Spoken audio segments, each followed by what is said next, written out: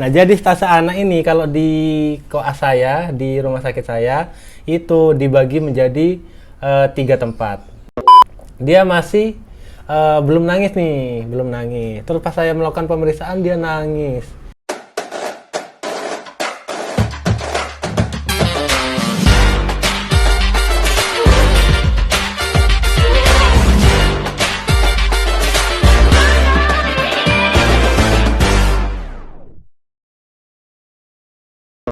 Halo, Assalamualaikum warahmatullahi wabarakatuh. Waalaikumsalam warahmatullahi wabarakatuh.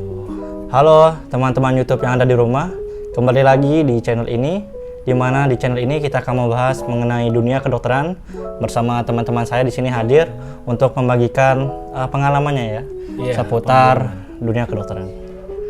Nah, sebelum kita masuk di topik kita pada video kali ini, mungkin perkenalan dulu ya. Ada pepatah yang mengatakan, tak kenal maka tak sayang. ya, pepatah mana? Pepatah lama Jawa. Udah, silahkan. Jadi perkenalkan ya teman-teman semua subscriber dan penonton setia YouTube. Di sini saya Nanda Rizaldi Sauki Aufar dan bisa sering dipanggil Rizal.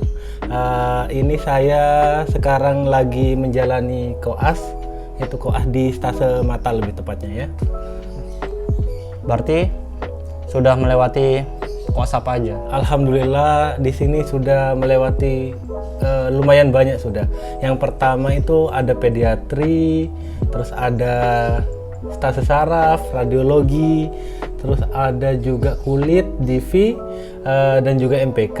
Dan untuk semester yang sekarang baru melewati anestesi dan lagi berjalan ini stase mata. Berarti saya panggil Mas atau Rizal atau panggil nama aja biar kan kita seumuran sih, meskipun kamu lebih tua sedikit lah. oh iya, Rizal ya. Ya. Berarti Rizal semester berapa sekarang di stase mata ini? Semester 3. Semester 3. Semester 3. Baik teman-teman YouTube, mungkin kan Mas Rizal ini sekarang sedang koas di stase mata ya. Ya, benar. Tapi di video kali ini kita akan membahas mengenai topik yaitu koas seputar stase anak. Ya. Sudah lewat stase anak? Alhamdulillah sudah lewat. Nah, berarti kan masih ingat ya gambaran stase yang kemarin atau sudah lupa masuk stase baru? Saya ingat-ingat lah. Ingat. Demi penonton setia YouTube. Atau kita bahas mata atau anak? Anak aja gimana? Soalnya anak ini stase pertama dan juga stase yang mungkin banyak disukai oleh koas-koas zaman sekarang. Oh, berarti ini anak ini adalah stase pertama? Stase pertama offline. Offline. Rasanya baru pertama kali koas langsung masuk ke stase anak, bagaimana rasanya? Kan stase anak ini merupakan stase mayor kan. Ada stase mayor dan stase minor. Stase besar. Di mana stase besar ini kalau di kampus saya itu berjalan selama 8 minggu. 8 minggu. Cukup lumayan lama kan? 8 minggu itu termasuk ujian atau 8 minggu itu udah termasuk ujian. Masuk ujian. Jadi 6 minggu efektif dan 2 minggunya ujian, fase-fase ujian. Oh ya. Mungkin bisa digambarin dulu stase anak kan? Kita akan membahas stase anak. Mungkin ada gambaran stase anak itu seperti apa? Stasenya di mana? Koasnya di mana? Jadi saya itu koas untuk stase anak nih di Rumah Sakit Umum Daerah Dr. Sugiri Lamongan, Jawa Timur. Sugiri.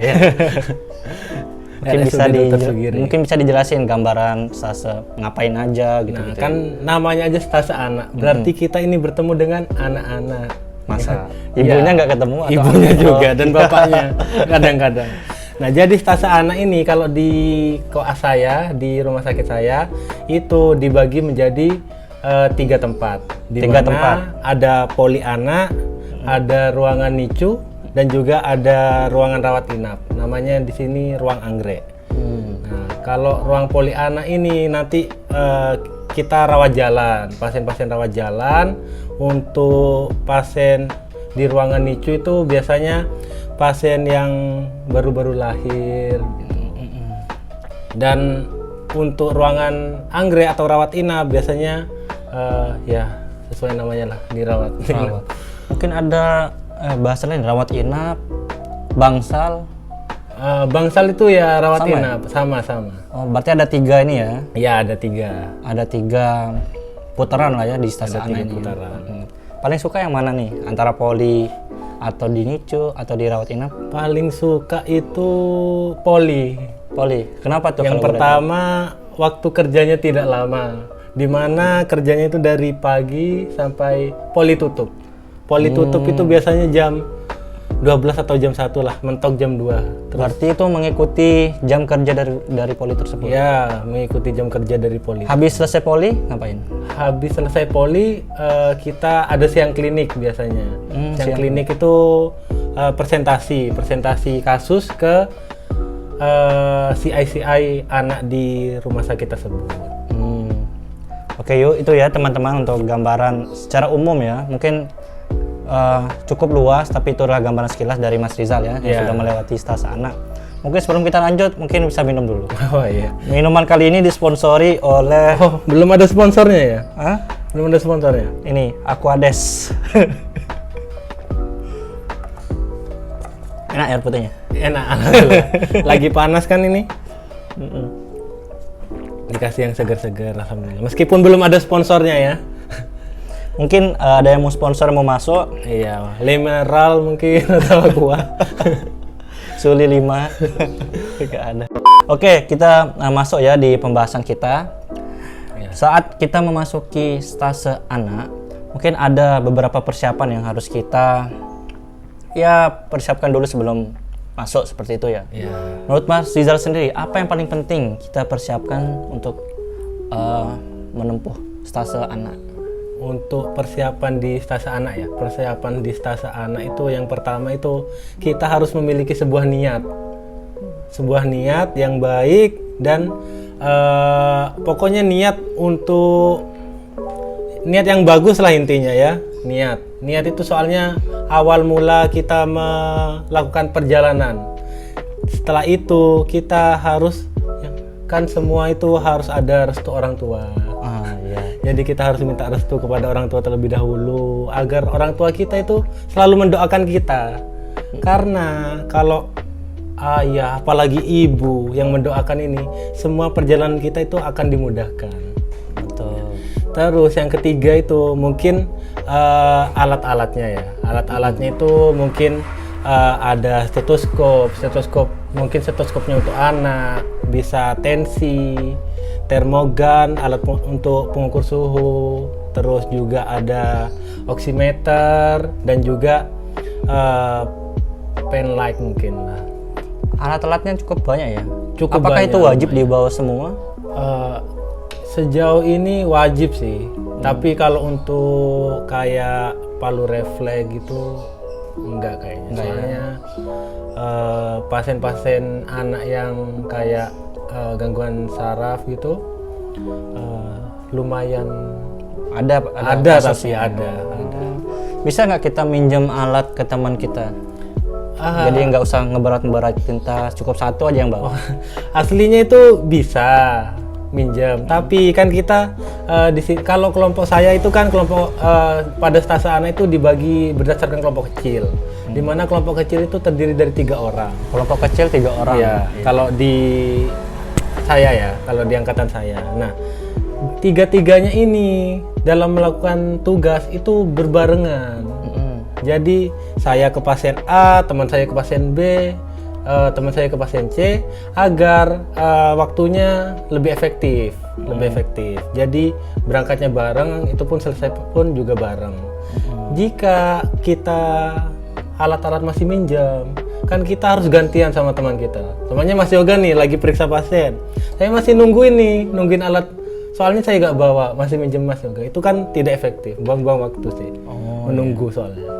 Karena menunggu itu sesuatu hal yang tidak enak. Kalau minjemnya di perawat gitu bisa? Kalau minjemnya di perawat sih bisa aslinya, tapi agak gimana ya? Kurang mending etis ya? Bawa sendiri aja dah. Kurang apa ya? Kurang etis lah ya. Kurang persiapan kita. Mau koas nggak bawa alat, Masa minjem. koas nggak bawa alat, bukan preklinik. banyak loh teman-teman kita yang preklinik itu udah punya alat-alat lengkap. Nah, itu bagus itu. Iya, malah tapi jarang dipakai kalau di preklinik. Iya, nggak apa-apa. Soalnya biasanya kan semakin hari alat-alatnya semakin mahal sih. Oh iya iya. Kita mempersiapkan terlebih dahulu. Berarti kita beli alat untuk investasi. Investasi. Oh iya. Enggak juga sih. Enggak juga. Berarti tadi persiapannya itu niat, minta restu dari orang tua, Ya, alat-alat. dan mempersiapkan alat-alatnya. Terus baju. Yang keempat belum ini, belum. belum, Masih belum, ya, ketiga. tiga. Yang keempat ini buku. Buku. Dan juga ada sebelum masuk stasana adalah ilmu-ilmu yang harus kita persiapkan. Semuanya kita belajar anamnesis, pemeriksaan fisik, dan juga beberapa penyakit yang sering ditemukan di stasana itu. Biar nanti gak kosongan kalau udah masuk itu. Ada buku yang direkomendasiin nggak? Aduh, Tapi kan nggak ada sponsor ya? Iya, gak ada sponsor ya. Pokoknya adalah di suatu univ kita itu, saya itu memakai buku itu. Kayak buku rangkuman lah. Buku saku. Buku saku. Ada suatu universitas yang membuat buku saku itu. Gak usah disebutin lah ya. Iya. Soalnya gak disponsori. Berarti kalau koas itu lebih enak bawa buku saku atau bawa buku besar? Enak bawa buku saku. Buku saku. Kalau buku besar itu buat kita di rumah aja lah. Di rumah aja. Capek juga ya kalau bawa yang gede-gede kemana-mana. Iya. Mungkin ada yang lain? Sudah cukup. Atau udah? Kalau kita udah siap nih dengan semuanya, berarti kan kita sudah siap untuk bertempur ya. Iya. Untuk menghadapi stase anak untuk teman-teman semua.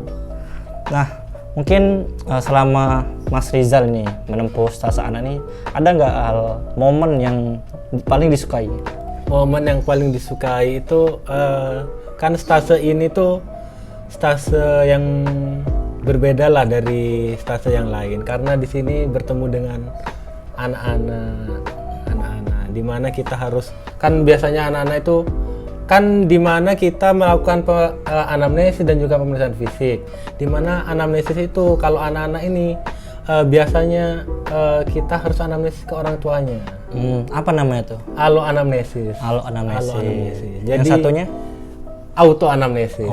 Jadi kita harus memiliki skill tersendiri. Nanya ke orang tuanya ya. Nggak mungkin anaknya pintar menjawab. Iya, masa bayi udah pintar menjawab. Cuma dijawab dengan rengean. Itu biasanya. pertama itu sering ketemu anak-anak itu seru lah kan, anak-anak tuh lucu gitu. Terus di stase anak ini dokternya terus perawatnya itu baik semua, baik-baik semua, mau mengajari kita, kan kita koas itu kan mencari ilmu secara langsung kan. Jadi dokternya ini sama perawatnya itu gak pelit ilmu, jadi selalu memberikan kita ilmu. Baiklah, seneng pokoknya saya di stase anak ini. Ya. Lingkungannya mendukung ya. Lingkungannya mendukung. Terus bisa main ayunan juga. Ayunan. Tahu ayunan? Tahu. Penyanyi bukan? Penyanyi Ayunda.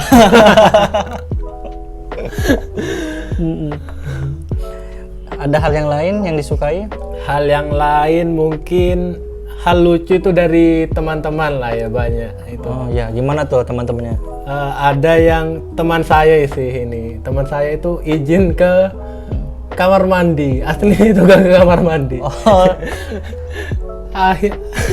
Aslinya itu izin ke kamar mandi. Ya, tapi nggak ke kamar mandi. Nggak ke kamar mandi. Dia minta tanda tangan. Tanda tangan. Soalnya itu pertemuan terakhir.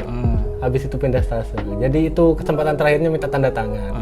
Jadi dia izin ke kamar mandi. Tapi tidak ke kamar mandi. Buat minta tanda tangan. Nah, tapi minta tanda tangannya itu lama sekali, 1 jam lebih lah, 1 jam lebih. Berarti temanmu itu nggak balik 1 jam? Tidak balik, sampai dicariin. Sampai dicariin. Nah, setelah balik lagi, setelah selesai meminta tanda tangan, dia balik lagi. Ternyata sudah ditinggal, udah pergi semua yang lain nih, dong. Nah, terus jadi dicariin. Teman saya ini panik. Pas ditanya dari mana, dari kamar mandi, katanya diare gara-gara makan tahu telur. Kasihan. Nah, jadi panik banget lah teman saya itu, sampai gak mau makan mau makan siang sampai malam lah waktu itu ya. Tahu? Nggak tahu, sampai sekarang belum tahu. Nah, itu hal-hal yang mungkin ya sekali dua kali boleh lah. Iya boleh lah. Kepepet soalnya kan Kepepet udah mau ujian itu ya. Terus mungkin ada pengalaman yang nggak bisa dilupain. Pengalaman yang di tidak Stasana. bisa dilupakan itu sekaligus tantangan ya di Stasana ini. Stasana ini kan seperti yang saya sudah jelaskan tadi, kita bertemu dengan anak, di mana anak itu tidak semuanya bisa menyampaikan keluhan yang dia rasakan. Jadi kita melakukan anamnesis kepada keluarganya. Nah, dan kadang itu anaknya itu takut. Kalau anak masih kecil tuh kadang dokternya udah datang atau perawatnya datang atau kita sebagai dokter muda datang tuh udah nangis duluan. Itu sebagai tantangan bagi kita. Gimana sih buat anak itu gak nangis, buat anak itu nyaman, buat anak itu pokoknya gak takut lah pada saat kita melakukan pemeriksaan. Kita itu pokoknya itu terjadi pada saat saya ujian Osler itu. Osler itu apa? Osler itu ujian, jadi kita melakukan anamnesis sampai pemeriksaan fisik, terus kita tulis laporannya di catatan medik. Nah, nanti kita tanya jawab berdua sama dokter. Dipresentasikan lagi. Ya, dipresentasikan lagi dan tanya jawab seputar penyakit-penyakit anak itu. Nah, jadi waktu itu saya mendapatkan, kalau nggak salah itu pasien masih kecil lah, saya lupa umurnya berapa. Itu pasien dengan bronkopneumonia. Nah, setelah itu anak itu memiliki trauma. Kalau ada dokter datang, perawat datang, itu nangis karena takut disuntik. Soalnya waktu itu diinjeksi nangis dia, kesakitan. Nah, waktu itu saya datang, dia masih belum nangis. Terus pas saya melakukan pemeriksaan dia nangis. Itu hal yang kan pasien ujian kan, waktunya cuma dibatasi, apalagi waktunya dibatasi. Jadi saya mencari cara kan waktu itu, gimana caranya agar anak itu gak nangis. Kan saya udah mengantongi sebuah permen. Mengantongi sebuah permen. Mungkin bisa berdandan seperti badut. Mas Rizal. Biar Malah anaknya takut nggak nangis. anaknya kayaknya. Seperti Permen terus dikasihkan. Tapi saya bilang ke ibunya, Bu, ini cuma dipegang aja ya, nggak boleh dimakan.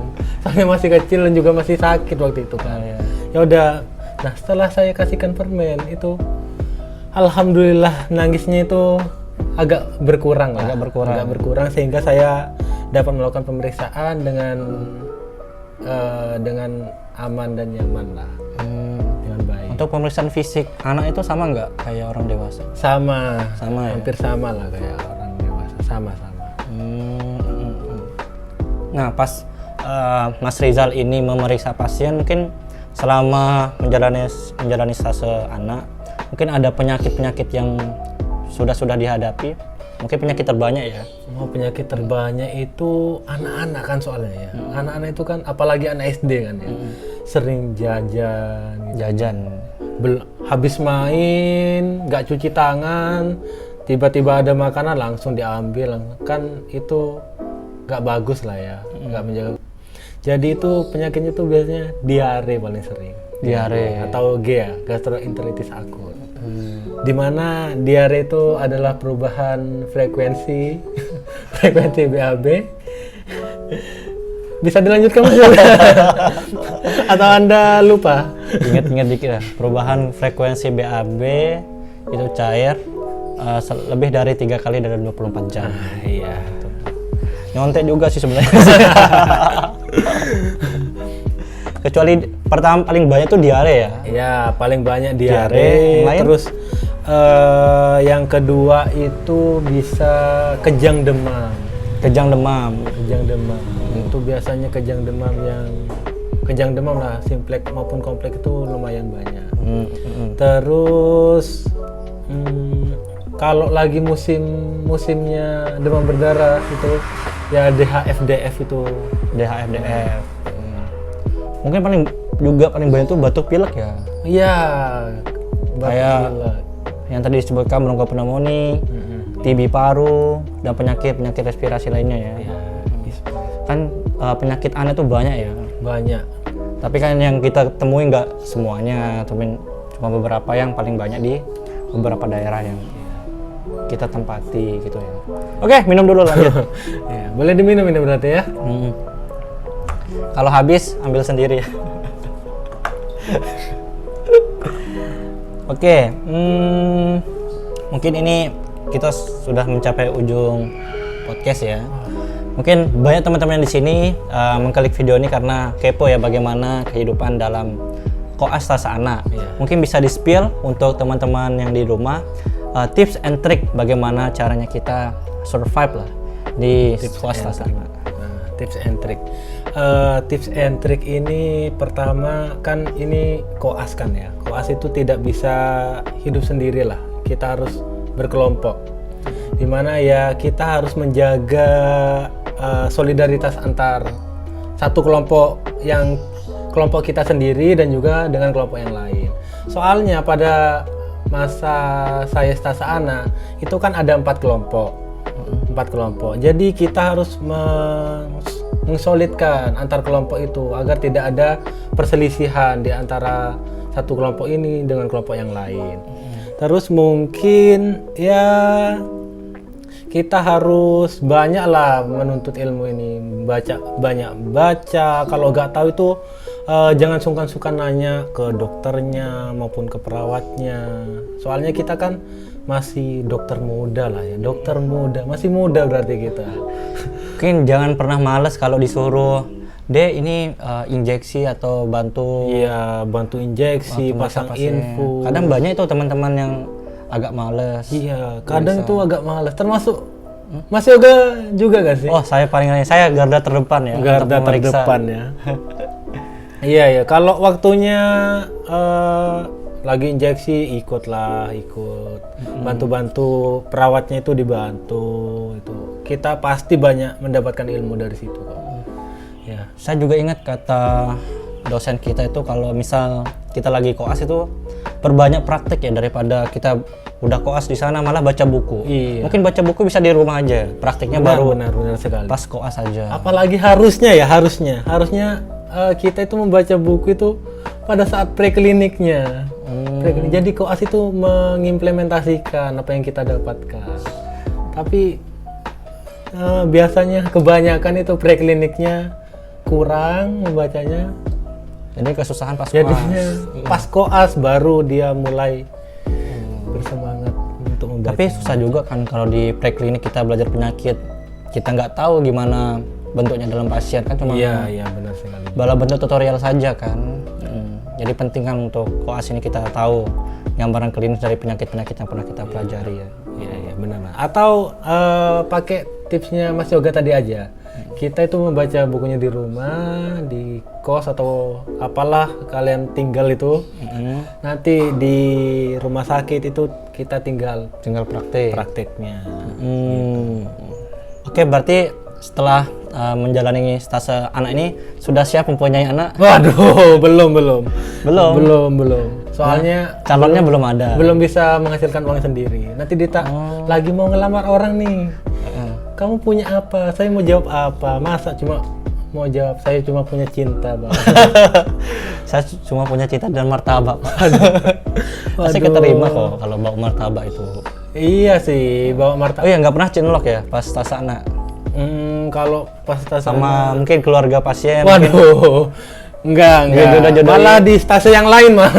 Stase lain. Ya, stase yang lain. Biasanya tuh stase waktu itu saya stase saraf. Ya. Dijodohin? Enggak sih. Ya, anggapannya ayo main ke rumah. Saya punya anak cewek. Secara tidak langsung kan ya tahulah arahnya itu kemana. Tapi pergi atau enggak? Ayo ke rumah. Enggak berani saya. Enggak berani. Takut sama pacarnya? Iya, enggak.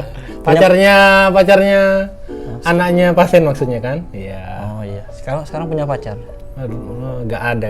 Oke, teman-teman yang ada di rumah, Mas Riza sekarang tidak punya pacar ya. Tapi saya nggak percaya, saya nggak punya pacar. Kalian tahu, HP-nya ini asrama wanita. dari angkatan pertama sampai koas angkatan terakhir ada. Bagi teman-teman yang ingin mencari cari jodoh, bisa menghubungi Mas Rizal nanti dicomblangin ya. Mas Yoga itu yang lebih banyak. Mungkin ada mungkin ada satu dua kata patah.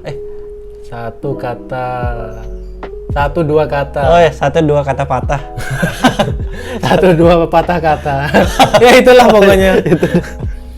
Jadi ya kita untuk menjalani koas ini, menjalani apapun lah, untuk menjalani kehidupan ini kita harus berusaha dan juga berdoa. Dikarenakan kalau kita usaha aja tanpa diselingi, tanpa dibantu oleh doa, itu sama aja sombong katanya. Dan begitu pun sebaliknya, kalau kita berdoa saja tanpa diselingi, tanpa adanya usaha, itu sama juga bohong. Sama kayak contohnya, saya pengen masuk UI seumpamanya, tapi kita gak daftar UI. Gimana caranya kita masuk UI ya? Kan kita nggak tahu. Tapi kan kita berdoa tanpa ada usaha. Jadi kita semuanya, saya pengen masuk UI, usaha nih, daftar, ikut ujian, terus kita berdoa semoga diterima UI. Nah itu bagus lah. Pokoknya itu berkesinambungan antara doa dan juga usaha. Gitu. Sama restu orang tua ya. Restu orang tua itu sangat penting teman-temannya, apalagi restu ibu. Karena dulu pernah mengatakan ibumu baru ayahmu. Ayahmu apa bapakmu sih? my father. My father ya. Berarti Mas Rizal ini masuk kedokteran tuh karena apa? Karena saya memiliki alasan yang klasik dan 1000 umat sih alasan ibu. Enggak, saya ingin membantu orang. Masih begitu juga bukannya? Iya, kan 1000 umat, saya termasuk alasan 1000 umat ini. Ingin membantu banyak orang. Oke, teman-teman yang di rumah, terima kasih sudah menonton video ini. Jika kalian suka, silahkan like, komen, dan juga subscribe channel ini. Subscribe-nya di mana? Subscribe di bawah ini. Kemarin bintang tamunya subscribe-nya di atas. Oh iya. Tapi di bawah. Di bawah aja di bawah.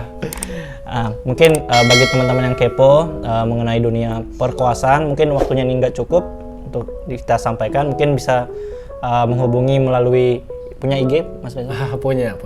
Nah, ditulis di bawah sini. Di bawah sini ya IG-nya. Ya. Jangan lupa untuk selalu pantengi channel ini. Nanti kita akan membahas seputar stase lainnya ya yang lebih seru. Karena channel ini sangat bermanfaat kan? Iya. Bermanfaat sama sekali. Sebenarnya mengisi waktu luang sih. Iya, mengisi waktu luang. Oke teman-teman, terima kasih sudah menonton. Dadah. Oh ya, terima kasih. Salam. Dadah.